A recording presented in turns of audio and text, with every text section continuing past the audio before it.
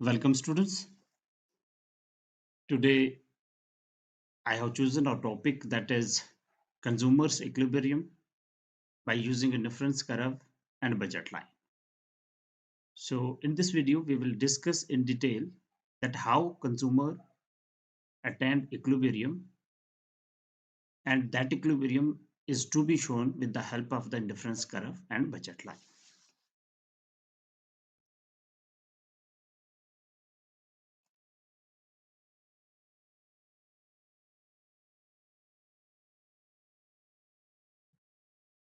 So, students, in the earlier video, I had talked in detail regarding the indifference curve and budget line. Since we are going to use these two tools to show that how consumer is attaining the equilibrium, it is necessary here to recapitulate these two concepts. So indifference curve, as we had talked, shows the locus of points of different combinations of two commodities which yield the same level of satisfaction to the consumer. Every points on the indifference curve representing the different combinations of two commodities is equally preferred by the consumer. In other words, in all these points, the satisfaction of the consumer is constant, means same. As we move from one corner of the indifference curve to the other corner, our satisfaction remaining the same as long as we are on the indifference curve. So in short, we can say that the consumer is indifferent about the different combinations of two commodities, which is represented by the indifference curve.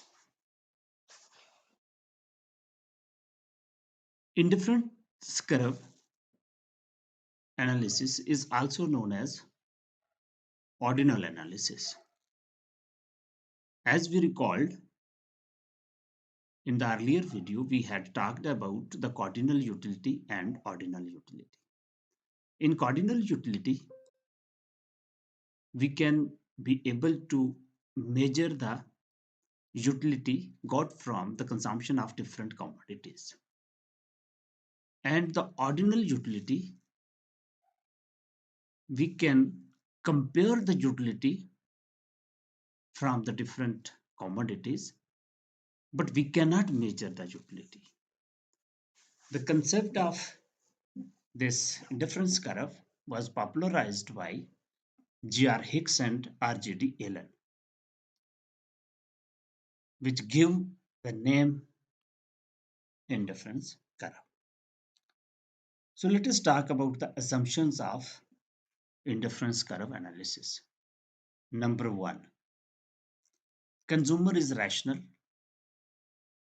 or rationality assumptions. What is the meaning of rationality?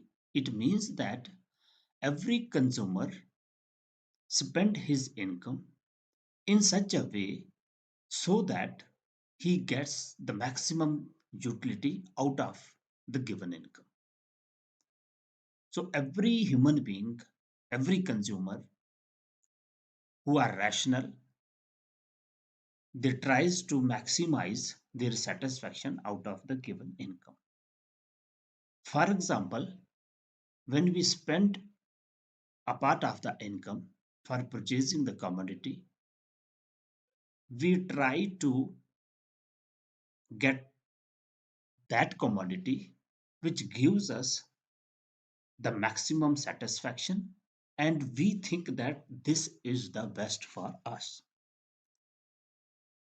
Second assumption is utility is ordinal. As we talked that we are dealing with the ordinal analysis, so utility here means the ordinal utility means we are able to measure the utility we cannot measure the utility, but we can compare the utility derived from the two commodities.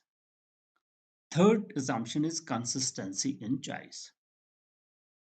In other words, if A is greater than B, then never become B greater than A. For example, in a situation, there are two combinations, A and B. If we say A is better than B, in another situation, we cannot say that B is better than A. Fourth assumption, consumer preference is transitive. It means if A is better than B and B is better than C, obviously, then A is better than C. Fifth assumption is diminishing marginal substitution of goods. It means that as we substitute more and more of X commodities and leaving Y commodities, the number of units we are foregoing for getting one additional units of the X is decreasing. In other words, we can say that the margin rate of substitution is declining. Six is dependent utility. Means that the utility is dependent upon the number of commodities we consumed.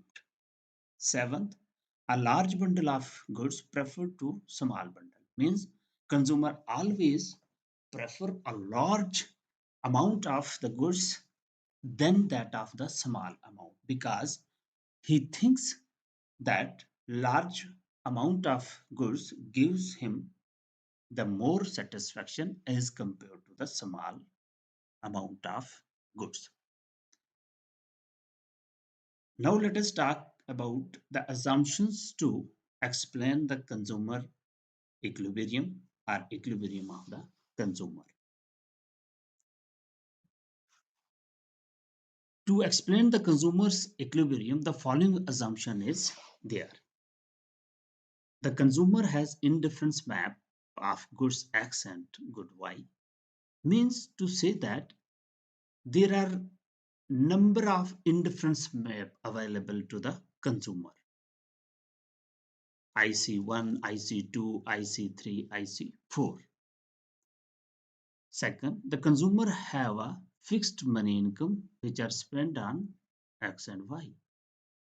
Means the income of the consumer is constant and he is going to spend the entire income on the two commodities X and Y. The prices of goods X, which is PX, and good Y, that is PY, are given. As the money income is given, the prices of the commodities are also given. They are not changing as long as we are describing the equilibrium. Goods are homogeneous, means the type of goods we are talking here, the homogeneous in quality. Indifference map and budget line of consumer. So here we recapitulate what is budget line and what is indifference map. See here, we had talked that IC1, IC2, IC3, IC4. These are the indifference curve. And when they are drawn together, this becomes indifference map. What is this indifference map? A graph showing a whole set of indifference curve is called an indifference map. An indifference map, in other words, is comprised of a set of indifference curves. Each successive curve further from the original curve indicates a higher level of total satisfaction. Means that as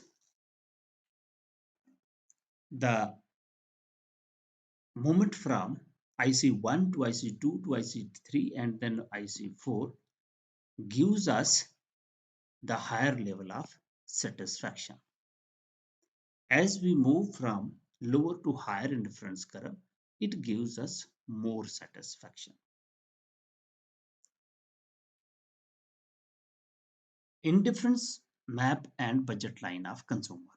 A budget line or price line represents the various combinations of two goods which can be purchased with the help of with the given money income and assumed prices of goods. Means budget line is showing the capacity of the individuals to purchase the two commodities. Here you can see that price of biscuit, that is Bx, and price of coffee, Py, is 12 and price of biscuit is 6 rupees. These are the combination A, B, C, D up to F. When we are purchasing 10 units of biscuits, so we are able to purchase 0 unit of coffee, because 10 units of biscuit means 10 into 6 is equal to 60. So we spent the entire income. And when we purchase 5 units of the coffee, the price of coffee per unit is 12. 12 into 5 is equal to 60. So we left nothing for spending on biscuits. So these are the two extreme cases where we are spending our income on the single commodity. But we can also purchase the two commodities in a combinational manner. That is, for example, at B, we are purchasing 8 unit of the biscuits and 1 unit of coffee. Or at point D, we are purchasing 4 unit of biscuits and 3 units of coffee. So we cannot cross this budget line, because to purchase on, for example, at this point H, we need additional income. But in our assumptions, we have taken this assumption that the income is given, and in our example, that is 60. So to purchase on this H point, which is near about 5 uh, units of the Y and 4 unit of the X. 4 unit means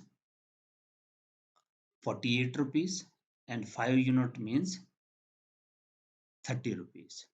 So this becomes 78 rupees. So we require 78 rupees if we are staying on this H point, which is beyond our capacity. Our income is 60.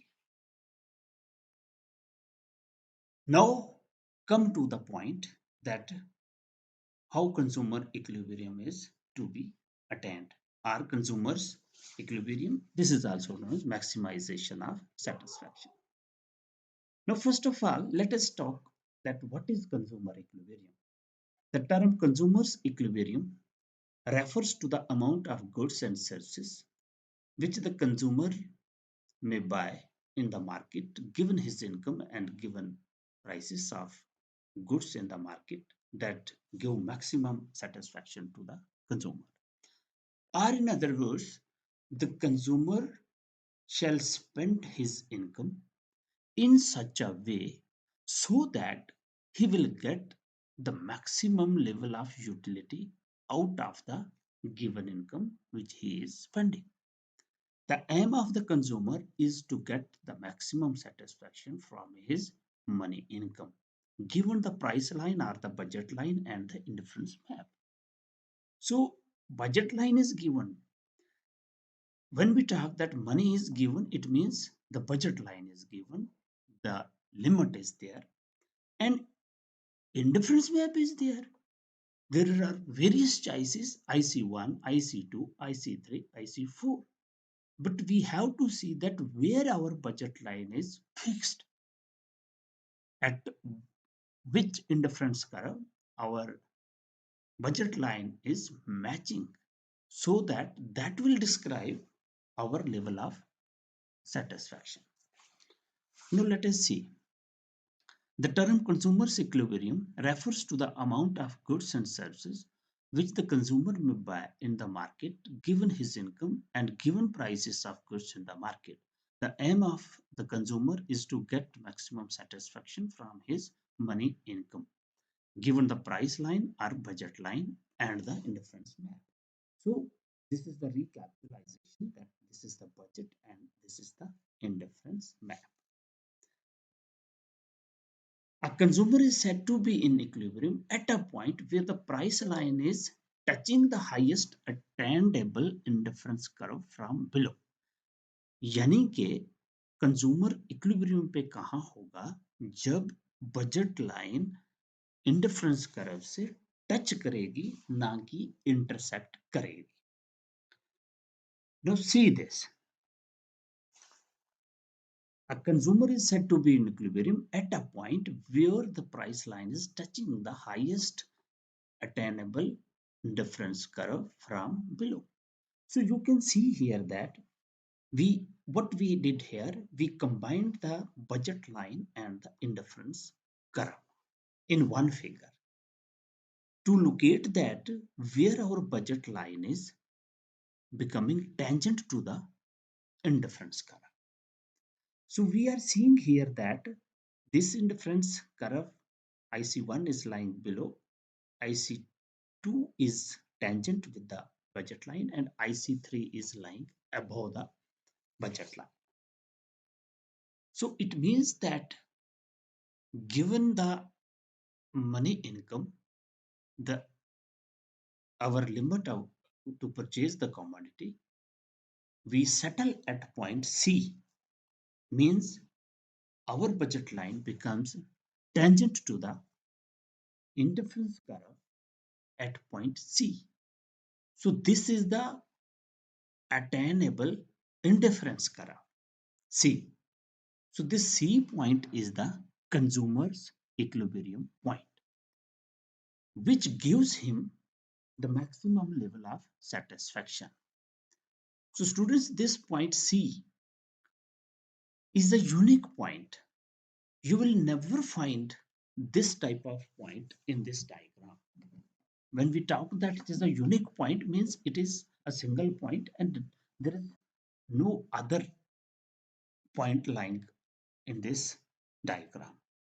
So this C point is the equilibrium point. But what are the conditions? How we can say that this C point is the point of equilibrium, or what differentiate between R and C and S, which becomes the consumer equilibrium? Now there are two conditions, first order and second order condition for consumer equilibrium. Let us discuss in detail. First order and second order conditions for consumer equilibrium. Thus, the consumer's equilibrium under the indifference curve theory must meet the following two conditions. First order condition, a given price line should be, price line means the budget line. Price line should be tangent to an indifference curve or marginal rate of satisfaction of good X for good Y must be equal to the price ratio of the two goods. Students, here your attention is required because this is the most important point as far as the equilibrium determination is concerned. You see here that MRS of x for y is equal to Px upon Py. What is this MRX? It is the margin rate of substitutions. What is this margin rate of substitution? As I have told you that when we are substituting one commodity for other, let us suppose we are substituting X for Y. So we are adding one more unit of X at a period of time and leaving some of the units of the Y. So this becomes the slope. So MRS is nothing. This becomes, in other words, you can say, is the slope of the indifference curve. And Px upon Py, which is known as the ratio of prices of two goods, is the slope of the budget line, which is representing the price of the X and Y commodities. So slope of indifference curve must be equal to the slope of budget line. So if we see that in the diagram that where this first order condition is meeting, if we see at point R, the first condition is satisfying here. At point R, the slope of IC, indifference curve, and budget line is equal. At point S, the slope of indifference curve and slope of budget line is also same. And at point C, the slope is also same. So first order condition is necessary condition, but it is not sufficient, which decide that this will be the indifference, this will be the consumer's equilibrium point. So to substantiate the point of equilibrium, we need the second order condition. So what is this second order condition? The second order condition is that indifference curve must be convex to the origin at the point of tangency. So we have to locate the point of tangency. As far as the point R is concerned, you can see here that the indifference curve and budget line is intersecting and not having the tangency. Same is the case at point S where there is intersection and not the tangency. But as far as the point C is concerned, you can see that the IC and budget line are touching each other. They are not crossing. They are not crossing to each other. So they are touching. So this touch is known as the tangency point. And you can say that at this C, the interference curve is convex to the origin at the point of the tangency. So this second order condition is deciding that which point shall be the point of equilibrium. So we can say that first order condition is a necessary condition, but it is not the sufficient one which help us to decide that which point is the point of consumer equilibrium until and unless the second order condition is applied. When we apply the second order condition, it decides that point C is the consumer equilibrium point. And what this point equilibrium point now means if the consumer is at point C, means he is consuming OE of good Y and OH of good X, he is getting the maximum level of satisfaction which he cannot get if he alter the combinations. For example, at point S, he is not able to get that much of the satisfaction which he is getting at point C. At point R, the same is the case. And at point U, this point is not attainable because you recall this that this is the budget line and budget line is limiting him not to cross this budget line because the money is given. So is this U point is unattainable point. So in conclusion, we can say that point C is the unique point and this point is the equilibrium, and if the consumer is consuming at this point C, this point becomes the consumer equilibrium because it gives him the maximum level of satisfaction. Now, first order condition, as I have told you, that is a necessary condition. Budget line should be tangent to the indifference curve. A given price line should be tangent to an indifference curve or margin rate of substitution of good X for good Y must be equal to the price ratio of the two goods. As I have discussed, it is the repetition. So here in detail, the slope of price line to be equal to the slope of indifference curve. Same in the case here. So these two conditions are necessary conditions which decides that which point is the point of equilibrium. So that's all about the consumer equilibrium.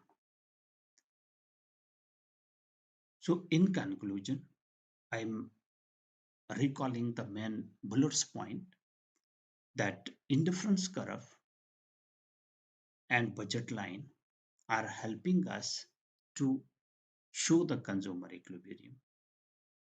What is indifference curve? Indifference curve shows the locus of points of different combinations of two commodities which yield the same level of satisfaction to the consumer.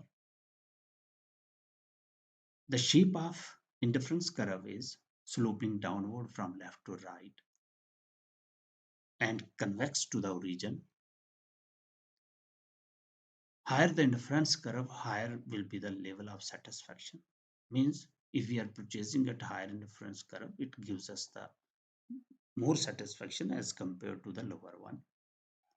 No two curves intersect each other.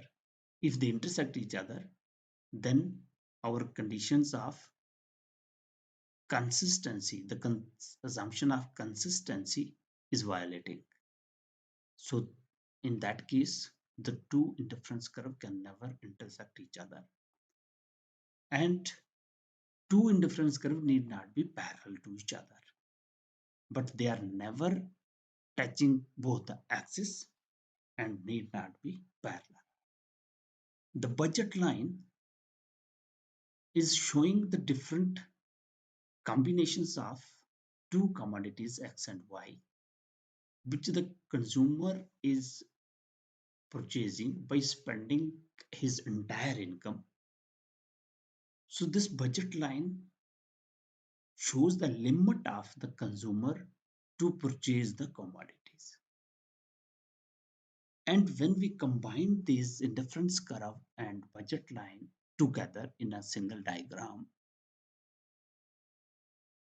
where the budget line becomes tangent to the indifference curve, and at that point, the indifference curve is convex to the origin, or the slope of indifference curve is equal to the slope of indifference curve is equal to the slope of budget line, and indifference curve is convex to the origin. That point is a unique and equilibrium point. And if the consumer will purchase on that point will be the consumer's equilibrium point, which yield him the maximum level of satisfaction. So students, that's all about the consumer's equilibrium. Yes. Now we will discuss the income effect on the consumer equilibrium. So in simple word, it means that what is the impact of change in income on the consumer's equilibrium? As we have quoted now the consumer equilibrium point.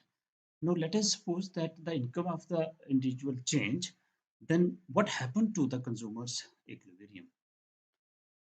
So when the income of the consumer change, it will change the limit or the capacity of the individual to purchase the two commodities. Now, if the price of goods, taste preference of the consumer remains constant and there are change in his income, it will directly affect consumer's demand. This effect on the purchase due to change in income is called the income factor.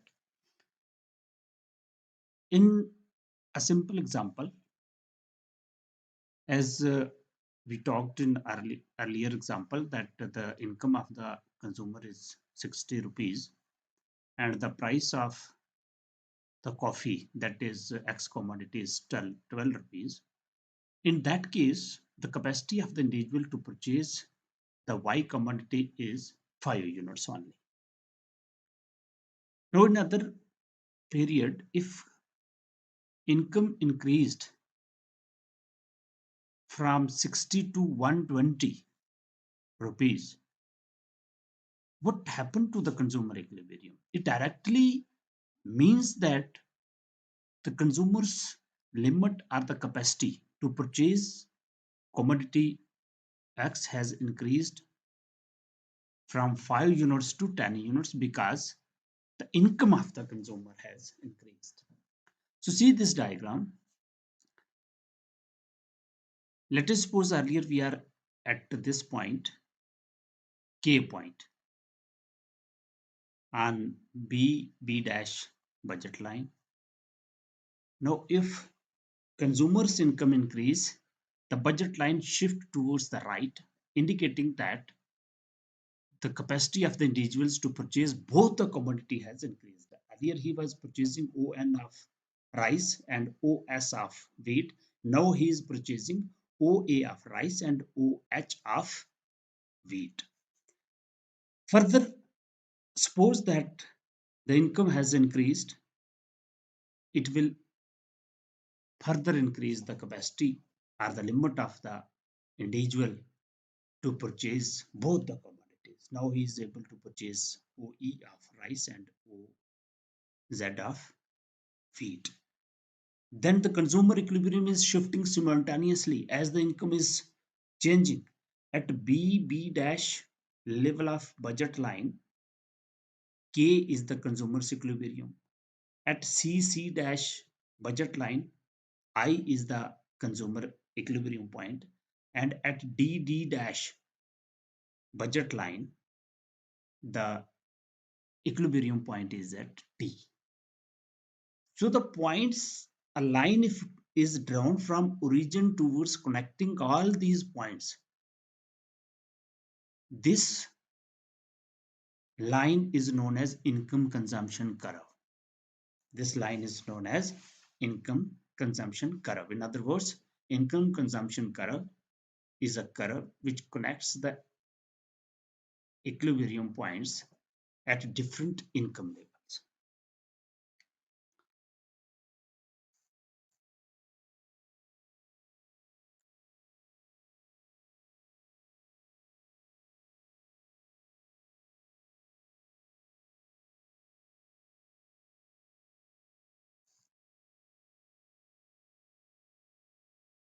Now, if the price of the commodity is changing, then what is going to happen to the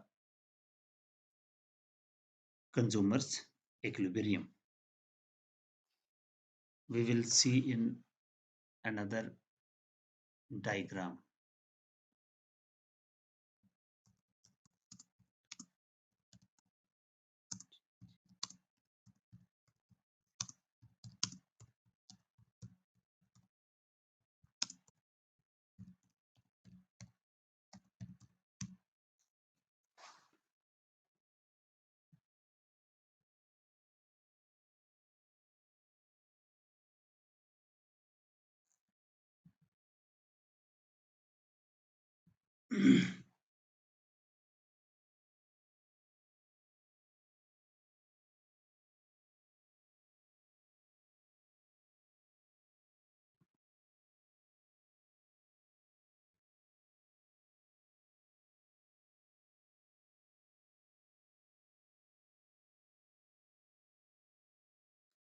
See this diagram, which is showing that the impact of change in price on the consumer's equilibrium. So students, here you can see that the commodity Y, the price of commodity Y is remaining constant and the commodity X price is changing. If the price of X falls, this is the budget initial budget line. LM is the initial budget line. The budget line will shift towards the right from the axis of X commodity only, because now the X commodity is cheap as compared to the earlier situation. That's why it has shifted from M to M dash. What it indicates? It indicates that the consumer's ability or power to purchase X with the same level of income has increased now. Now he is able, for example, earlier he was purchasing this much of the Y and this much of the X. Now he is purchasing this much of the X, means this much of the more, and little less of the Y, because there is a law of demand applicable, that the price X becomes cheaper. That's why he's purchasing more. Now let us suppose further that there is a further fall in the income, sorry, the price of the X commodity. The budget line from that axis, for example, in our this example, the X axis will shift forward. That is here M2. What it indicates? It indicates that the individual's capacity or purchasing ability has further increased as compared to M1. Now he will purchase more and more of X with the help of same level of income. And there is M3 level of budget line, which shows that if further fall is there, if in the price of the commodity X, the ability of the consumer to purchase the X commodity has further increased, indicating that he is attaining another point. So the equilibrium point E1, for example, here you are seeing that E0, E1, E2, and E3, they will constantly change. And if there is a fall income, the reverse is going to happen. Thank you. Thank you very much.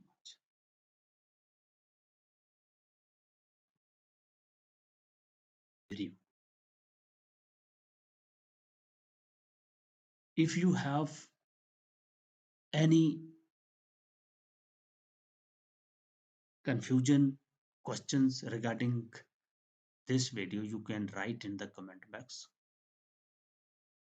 And if you need that I have to make a video on a particular topic, you can also that write in the comment box. I will try my level best to make the video on that topic. Thank you. Thank you very much.